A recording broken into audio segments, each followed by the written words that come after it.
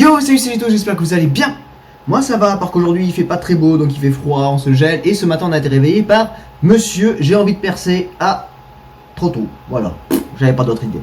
Donc aujourd'hui on va s'attaquer à Playhouse. Oui, ça va? Oui, mais c'est la première fois qu'on est tous les deux.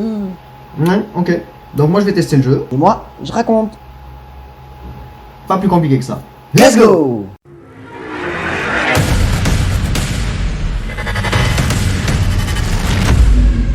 Donc on va parler de Splatterhouse. Donc le premier sorti du nom est un beat'em all. Il a été développé par Namco et il est sorti en 1988. Il est sorti sur Bonne Arcade. Ce jeu présente une thématique plutôt horrifique. On y incarne un étudiant en parapsychologie qui s'appelle Rick.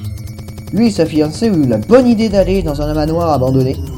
Mais malheureusement, Rick meurt et un masque ancien appelé Terror Mask, excusez-moi, le ressuscite et le possède. Et là, il part pour sauver sa fiancée. Bon, mis à part le fait que le jeu rame un petit peu, je vous l'accorde, il est quand même gore pour l'époque. Pour un jeu de genre borne d'arcade, bon, il y en avait d'autres aussi qui étaient pires que ça. Mais après, il est pas si mal que ça, il est assez simple puisque c'est assez linéaire comme jeu, on va dire, pour avancer le personnage. Oui, je joue sans casque, ce qui est très étrange. Bon, après, qu'est-ce que je pourrais dire de bizarre déjà, c'est que le son, on dirait qu'on tape sur des balles. C'est le bruit d'une balle de baseball, mais bon, pas très grave, hein. Le but c'est d'avancer. Non, à part le fait que, oui, tout a été dit, hein. Donc on va avancer un petit peu, on va voir si je m'en sors. Comme vous pouvez le constater, on a deux styles d'armes différentes, on a la machette, et maintenant je vais changer, je vais prendre un morceau de bois. Et le morceau de bois, ben c'est... Ouais, ça lance l'adversaire contre lui. Et là c'est le moment où je vais pas y arriver, comme au début. Qu'est-ce que... Ouh, je suis passé. Mais bon, j'ai qu'une vie, quoi. Ça va être nickel.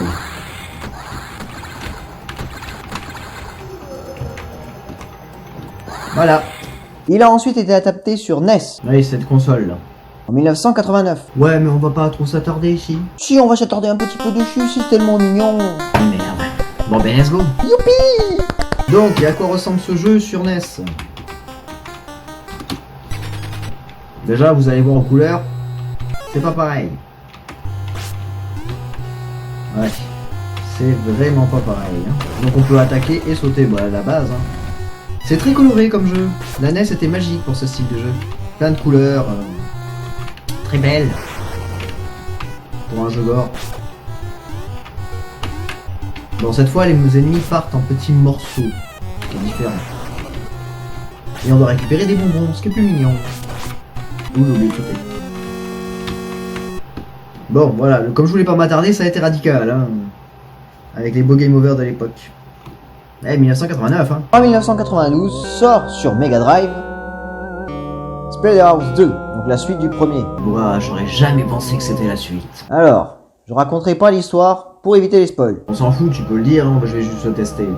Bon, ok. Donc après la fin du premier, on apprend que Jennifer, la fiancée, est décédée. Rick est alors hanté par cela et se remétamorphose grâce à Terror Mask et peut exploiter et va partir à l'exploration, j'ai du mal à le dire, à un nouveau manoir pour sauver l'âme de sa bien-aimée. Donc, Splatterhouse 2, que dire dessus? Ben, on va le découvrir. Donc, déjà, les graphismes sont pas les mêmes vis-à-vis des couleurs, vous pouvez le constater. Bon, après, on est le même personnage, donc on peut taper, sauter. Bon, il y a deux boutons, ça va. Bon, déjà, les ennemis sont différents du premier, qui est passé. Donc, celui de 1988. Tout à fait. Et après, bah, l'histoire est la même au final, hein. Comme je lui ai dit, ça servait à rien de pas la dire puisque je vais juste le tester. Pas très long. Ah, j'appuie sur pause. Bon, niveau saut, il a l'air très lourd le personnage quand même. Faut pas se tromper de bouton, mais ça a l'air très lourd donc il est assez lent. Mais pour un petit jeu sur Sega, c'est pas si mal que ça, hein. Bon, l'image est la même lorsque vous prenez la batte, comme vous pouvez le constater. C'est rigolo. On va avancer encore un peu.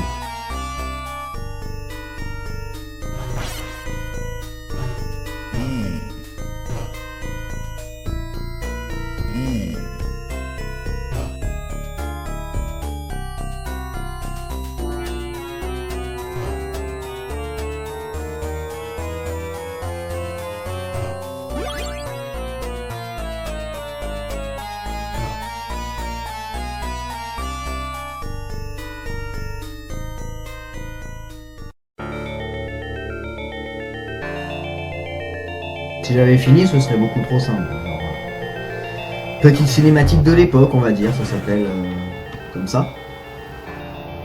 Je crois. Et ben oui, ben comme sur le premier, hein, au final on tombe sur un boss direct après un niveau. Ça c'est ce truc que je comprends pas, mais... Aïe. Et vu qu'il est lent et lourd le personnage pour éviter les trucs, c'est compliqué, donc ben je suis mort. Voilà. On enchaîne. En 1993 sort Splatterhouse 3, toujours sur la Mega Drive. Il est le troisième et le dernier de la série. Ah, enfin le dernier, enfin. Mais il sort pas chez nous. Ah, ben on n'a pas eu ce droit, nous. Mais vous l'aurez aujourd'hui. Celui-ci se déroule 5 ans après le second, où on contrôle Taylor, donc le fils de Rick, qui a retrouvé son enfant et donc qui a procréé Taylor. Sauf que là, les deux personnages se font kidnapper, et grâce à Terror Mask, comme d'habitude, il repart pour les libérer. Cependant, ce jeu, par rapport au précédent, il dispose de 3 fins possibles. Oui, mais je le finis pas, donc... Ta gueule! Je voulais le dire quand même, donc je le dis. Toi, tu joues. Donc on est encore sur Sega, comme vous pouvez le constater par les belles images qu'il y a. Que dire pour l'instant, que c'est long déjà à charger et à passer. Je me rappelais pas que la souris était au milieu, vous aurez pu me prévenir à l'avance. Donc déjà par rapport aux autres jeux, ce n'est pas un... on va pas avancer tout droit en fait, c'est pas linéaire. C'est un peu comme le Set of Rage, on peut monter et descendre pour aller chercher les ennemis. Donc toujours un beat'em all de l'époque. Avec une petite histoire en même temps, mais je vous la passe parce que c'est pas intéressant et comme il a dit, il y a 3 fins différentes. Ensuite, les petits trucs bleus qu'on ramasse pas au sol, c'est notre pouvoir, on va dire. Et le pouvoir nous permet de, à tout moment d'appuyer sur je ne sais plus quel bouton. Donc on a une carte. Voilà, j'étais en train de parler et je me suis coupé moi-même. Donc on a une carte, le but c'est d'arriver jusqu'à la croix, comme vous pouvez imaginer le principe. Et donc on a plein d'accès différents pour y aller, sauf que pour l'instant je suis là, donc on va essayer de trouver le chemin le plus court. Mais ça m'a l'air déjà bien.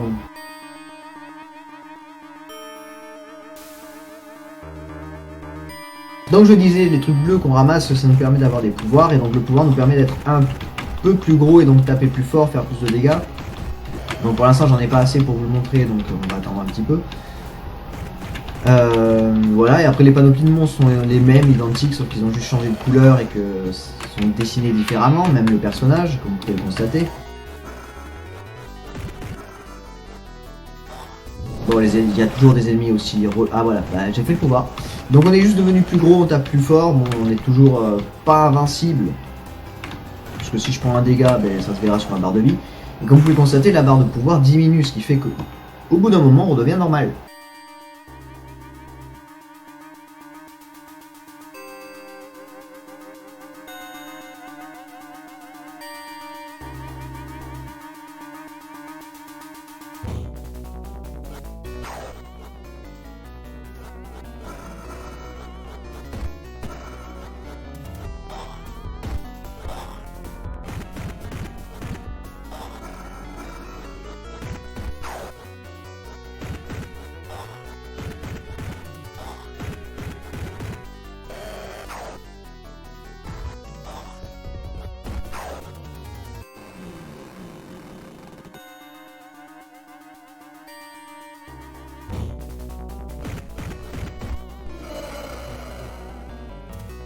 Ça a été rapide et radical. Je vous l'accorde. Mais c'est une belle fin. Donc voilà la petite histoire de ce jeu et... Quoi? Et celui-là alors? T'en as pas parlé? Ah ouais, bien vu. Donc grâce à Jet, Merci, merci. Oh, j'aime ça. en 2010 sort le remake du jeu original développé par Namco Bandai Game. Il sort sur PS3, Xbox 360, et c'est tout d'ailleurs. Et c'est un mélange entre un beat'em all et un survival horror. Après l'histoire c'est le même que sur c'est la même histoire que le premier qui était sorti sur bande d'arcade. C'est juste qu'il est beaucoup plus gore pour son époque maintenant sur PS sur 360. Mais c'était mon vol de raconter ça. Oui bah désolé, j'ai le droit de le dire aussi. Donc Splatterhouse sur Xbox, ça ressemble à quoi? Eh ben ça ressemble à ça. Ah ah. Eh oui, j'avais dit, hein, c'est beaucoup plus gore que la base, que ce qui était prévu. Donc on va faire mode histoire, on va faire nouvelle partie, puisque j'avais déjà commencé, mais on va commencer depuis le début. Donc oui, je vous ai passé l'histoire, puisque c'est la même qu'au début, comme j'ai dit, donc on va découvrir le jeu.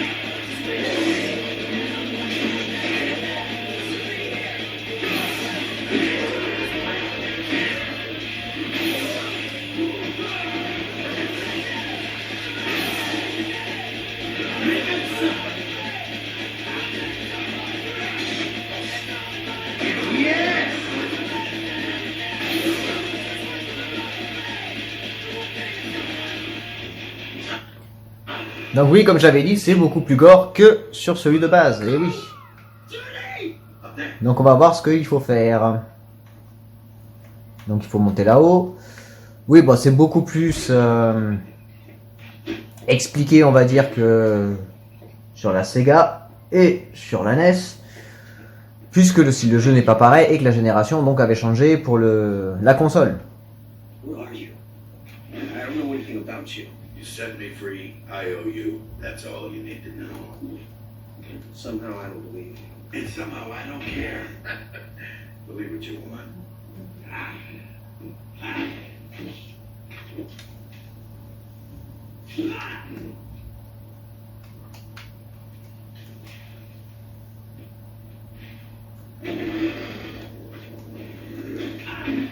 Donc oui, on peut plaquer les nouveaux coups qu'on a, nous, c'est qu'on peut attraper les ennemis au corps à corps.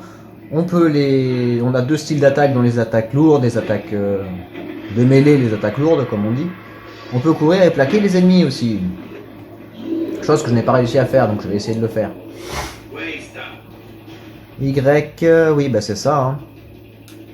Et on a les attaques chargées.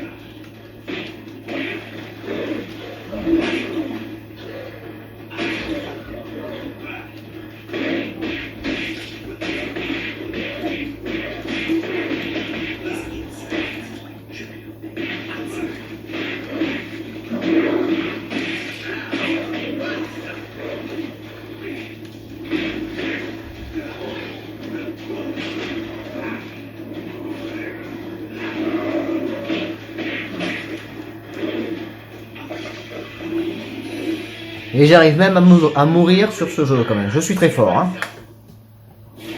Alors que d'habitude je meurs sur les boss. Là on n'était même pas au boss et j'en suis mort. Je suis nul. Ça y est, j'ai trouvé le bouton pareil. C'est peut-être une gâchette.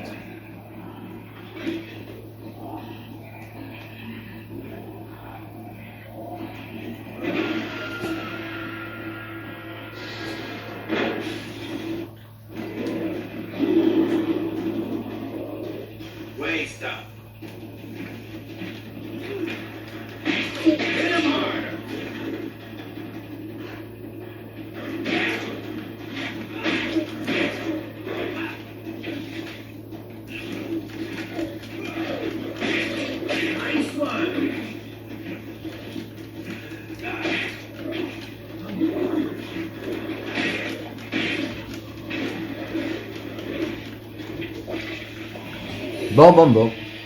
Mais voilà, c'était Super House sur la Xbox 360. Donc voilà, j'espère que ce petit... Comment on va appeler ça? Donc ce petite histoire de jeu, plus le fait que je teste les jeux en même temps à côté vous a plu. C'était un test déjà pour voir si ça fonctionnait ou pas comme style de vidéo, donc on verra bien. Sinon je me concentrerai que sur le même style mais en une seule fois. Parce que c'est vrai que c'était long. Donc en tout cas j'espère que ça vous a plu. Donc sur ce je vous fais des gros bisous. Un gros peace et je vous dis à la prochaine. Tchou!